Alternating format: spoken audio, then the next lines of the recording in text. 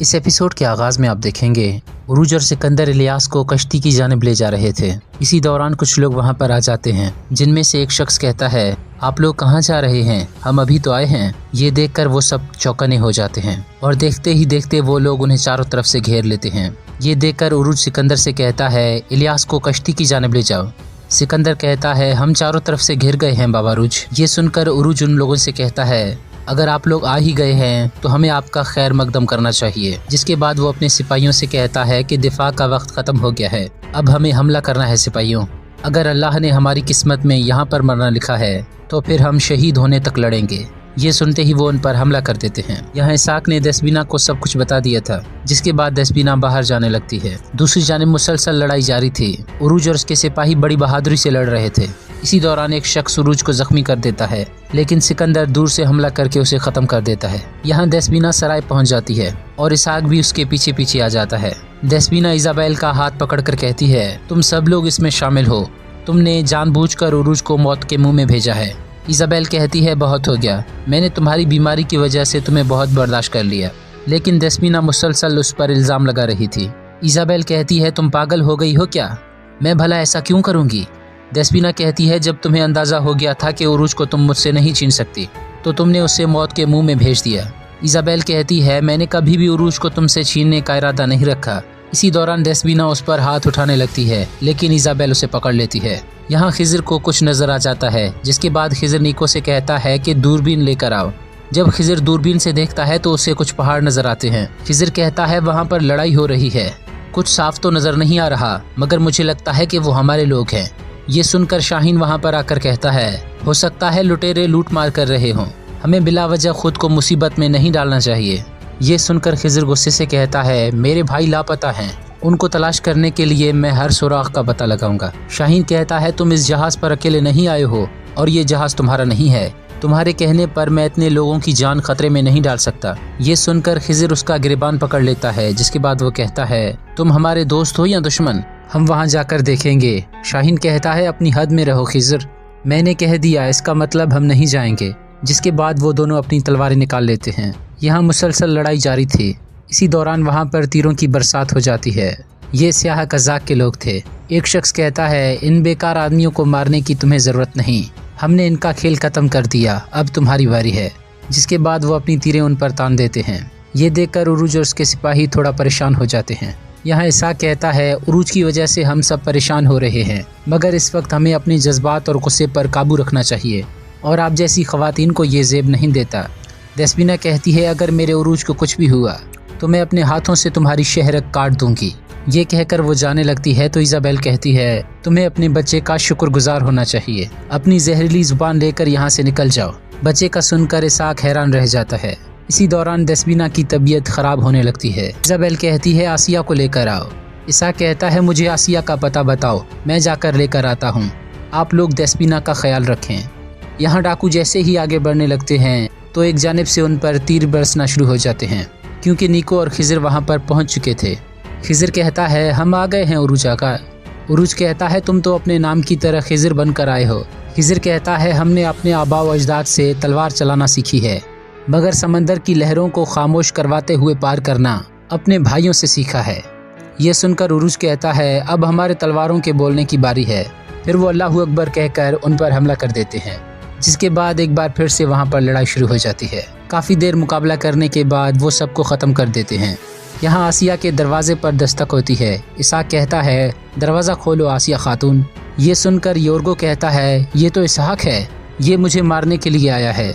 आसिया कहती है, बैठ जाएं, उन्हें कैसे पता होगा कि आप यहाँ पड़े हैं। जैसे ही वो दरवाज़ा खोलती है तो इसाक कहता है, दसबीना बेहोश हो गई है, आपको फ़ौरन हमारे साथ चलना होगा। यहाँ होरोज जो सिकंदर से कहता है, मुझे तो गिद्धों की किस्मत पर तरस आ रहा है, उनको खाने के लिए ये गोश्त मिलेगा। सिकंदर कहता है, अगर तुम इन्हें दफनाना चाहते हो तो दफना दो, मैं तो इन्हें मार मार कर थक गया हूँ। खिजर इलियास के पास आकर कहता है, क्या तुम ठीक हो इलियास? इलियास कहता है, मैं ठीक हूँ आगा। उरूज कहता है, हमें जल्द अज जल्द इस्कंदरिया पहुँचना होगा, वहाँ भी हमें उन लोगों से इंतकाम लेना है जिन्होंने हमारे साथ ये किया। ये सुनकर शाहीन और जाफ़र एक दूसरे को देखने लग जाते हैं। फिर वो शाहीन से कहता है कि मुझे उम्मीद नहीं थी कि तुम मेरा मुश्किल में साथ दोगे। ऐसा ही है ना खिज़र? ये सुनकर खिज़र और शाहीन एक दूसरे को घूर रहे होते हैं। खिज़र कहता है ऐसा ही है भाई, आपने ठीक कहा। इसके बाद खिज़र वो ख्याल देखता है जब शाहीन और वो लड़ाई कर रहे थे। थोड़ा ही मुकाबला करने के बाद खिज़र उसकी गर्दन पर खंजर रख देता है, जिसके बाद खिज़र कहता है कि तुम हार चुके हो शाहीन साहब, तुम्हारी तलवार गिर गई है। क्या तुम अब इस सरजमीन के रिवायात की पासदारी करते हुए तुम हमारे साथ चलोगे या फिर मेरी तलवार तुम्हारी किस्मत का फैसला करे? इस ख्याल के बाद शाहीन कहता है मेरे लिए जो ज़रूरी था मैंने वही किया, उम्मीद है तुम दोबारा मुसीबत में नहीं फंसोगे। ये सुनकर उरूज मुस्कुराने लग जाता है, जिसके बाद वो वहाँ से जाने लगते हैं। यहाँ दसबीना को होश आ जाता है। इसाक कहता है बेटी क्या तुम ठीक हो? तुम अचानक से बेहोश हो गई थी। दसबीना कहती है मैं ठीक हूँ आगा। जिसके बाद वो उठकर इज़ाबेल से कहती है अगर वो सही सलामत नहीं आया तो मैं इसका हिसाब लूँगी तुमसे। इज़ाबेल कहती है उरूज सही सलामत आएगा और तुम्हें अपनी बात पर पछतावा होगा। ये सुनकर वो वहाँ से चले जाते हैं। यहाँ कश्ती में मौजूद उरूज खिज़र से कहता है क्या इसाक आगा इस्कंदरिया में मेरे घर में मौजूद हैं? खिज़र कहता है जब मैं निकला था तो वो वहीं पर थे, उम्मीद करता हूँ कि वो गुस्से में आकर मेदेलीना चले गए हों। इसी दौरान इलियास वहाँ पर आकर कहता है वो नहीं गए होंगे, वो मेरे बारे में बहुत हसास हैं, वो मुझसे बहुत प्यार करते हैं, वो मुझे देखे बगैर नहीं जाएंगे।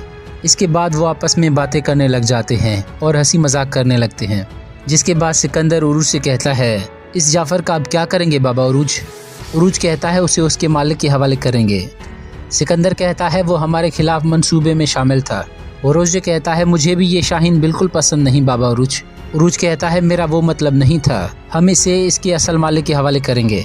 इसके बाद उरूज ऊपर आकर शाहीन से कहता है मैं तुमसे ये नहीं पूछूंगा कि जाफ़र ने जो जाल बिछाया तुम उसमें शामिल थे या नहीं, मुझे तुमसे सिर्फ एक सवाल पूछना है, जो कुछ भी तुमने किया अगर तुम्हें उस पर ज़रा सी भी शर्मिंदगी है तो फिर ये मसला हमारे दरमियान रहेगा।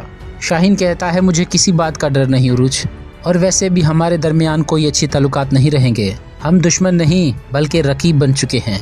ये सुनकर उरूज मुस्कुराने लग जाता है। यहाँ पेत्रो रातको से कहता है क्या मतलब है कि उरूज बच गया? रातको कहता है जैसे ही हमारे बंदे उनको मारने के लिए वहाँ पहुँचे, कोई आखिरी लम्हात में उनकी मदद के लिए वहाँ पर पहुँच गया। अब उरूज इस्कंदरिया की तरफ जा रहा है।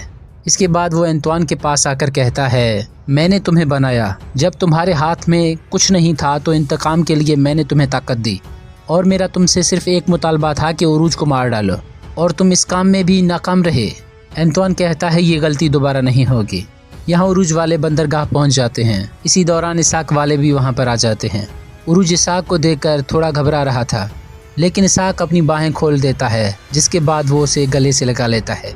उरूज गले मिलने के बाद उसके हाथों का बोसा लेने लगता है, जिसके बाद इसाक इलियास को भी गले से लगा लेता है। ये देखकर खिज़र बहुत खुश हो रहा था। उरूज खिज़र से कहता है सबको जमा करके घर ले जाओ, जिसके बाद हम सुकून से बात करेंगे। खिज़र कहता है आगा मैं आपका सुकून तो बर्बाद नहीं करना चाहता, लेकिन मुझे एक मुश्किल दरपेश है, क्या हम इस पर बात कर सकते हैं? उरूज कहता है ठीक है खिज़र। इसके बाद वो सब वहाँ से चले जाते हैं। यहाँ उरूज जाफ़र को सिल्वियो के पास लेकर आता है। सिल्वियो कहता है ये तुम क्या करने की कोशिश कर रहे हो उरूज? उरूज कहता है इस कुत्ते को इसके मालिक तक पहुँचा रहा हूँ, अगर इस कुत्ते को दोबारा मेरे पीछे छोड़ा तो मैं तुम दोनों को नहीं छोड़ूंगा। सिल्वियो कहता है मैं इसे तुम्हारे पीछे क्यों छोड़ूंगा? इसी दौरान जाफ़र कुछ कहने लगता है, लेकिन उरूज उसे मुक्का मार कर दूर हटा देता है। उरूज कहता है क्या मैं तुम्हें कोई दूध पीता बच्चा लगता हूँ? बाबा उरूज के खिलाफ जाल बिछाते हुए तुम्हें 1000 बार सोचना चाहिए, वरना मैं तुम्हारे मंसूबों को इस तरह बर्बाद करूंगा कि दोबारा मंसूबा बनाने के लिए तुम जिंदा नहीं रहोगे। सिल्वियो कहता है तुम जिस कर्ज के बोझ के तले हो उसका सामना कैसे करोगे? क्या तुमने इसके बारे में सोचा है उरूज? मुझे बताओ मेरा जहाज कहाँ है? उरूज कहता है बेफिक्र हो जाओ, मैं तुम्हें इसकी कीमत अदा करूंगा। सिल्वियो कहता है अगर तुमने मेरा कर्ज नहीं चुकाया तो मैं तुम्हें समंदर के काबिल नहीं छोड़ूंगा। उरूज कहता है मैं तुम्हारा कर्ज ज़रूर चुकाऊंगा, फिर मैं तुम्हें और जो तुम्हारे ऊपर हैं उन सब को समंदर के काबिल नहीं छोड़ूंगा। दूसरी जनिब बाजार में इसाक कुछ जड़ी बूटियां ले रहा था। अचानक उसकी नज़रों के सामने से योर्गो गुजर जाता है। ये देखकर इसाक हैरानी से कहता है योर्गो, जिसके बाद वो उसे तलाश करने के लिए वहाँ से भागता है, लेकिन वो उसे कहीं नज़र नहीं आता। इसाक कहता है मैंने उसको देखा। इसी दौरान दसबीना वहाँ पर आ जाती है और कहती है इसाक आगा आपने किसको देखा? इसाक कहता है योर्गो को। ये सुनकर दसबीना बहुत परेशान हो जाती है। यहाँ उरूज बाहर आ जाता है, जिसकी मुलाकात इज़ाबेल से हो जाती है। इजाबेल कहती है तुम्हें देखकर बहुत खुशी हुई। उरूज कहता है बहुत शुक्रिया इजाबेल। इजाबेल कहती है क्या हुआ, क्या तुम्हें कोई बात परेशान कर रही है। उरूज कहता है जहाज तबाह हो गया, तुम्हारे बाबा जहाज के मुकाबले में भारी कीमत तलब कर रहे हैं। ये सुनकर इजाबेल कहती है अब तुमने क्या करने का सोचा है। उरूज कहता है तुमने हम पर एतमाद करके हमें काम दिया, कर्ज हमारे लिए इज्जत की तरह है, अगर हमें ज़रूरत पड़ी तो कर्ज चुकाने के लिए हम इस्कंदरिया से बाहर काम करेंगे।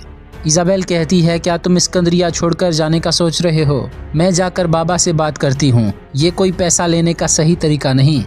उरूज कहता है इजाबेल तुमने अपने बाबा के खिलाफ जाकर हमें काम दिया, अब मजीद अपने बाबा को नाराज़ न करो। अगर हम मोनिता के राज वाले मसाइल हल करना चाहते हैं तो तुम्हें अपने बाबा से अच्छे ताल्लुकात बनाने होंगे। इजाबेल कहती है अगर तुम यहाँ से दूर चले गए तो हम ये मामला कैसे हल करेंगे। उरूज कहता है मैंने ये मसला हल करने की कसम खा रखी है, इसलिए मुझे जो भी करना पड़ा वो मैं करूँगा, लेकिन मुझे जल्द से जल्द ये कर्ज उतारना होगा। ये कहकर वो वहाँ से चला जाता है और इजाबेल कुछ सोचने लग जाती है। नाज़रीन मोहतरम, यहाँ पर ये एपिसोड ख़त्म हो जाती है।